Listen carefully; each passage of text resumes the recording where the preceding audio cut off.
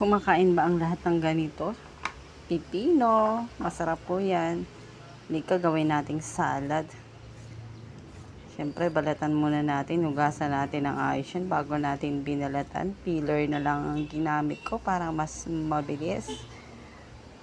Less oras tayo pagka peeler ang ginamit natin. Tapos, slice lang natin siya sa half. Kasarap nito, lalo na pagka ikaw ay may mga piritong ulam o inihaw. Salad na pipino o atsara, tawag nila. Yan. Lagyan lang po natin yan ng konting sugar.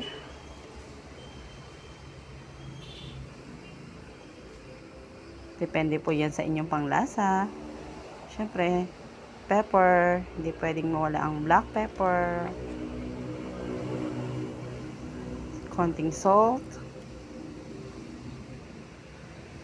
At ang ating suka. Nasa sa inyo po kung gusto nyo gaano kaasim siya.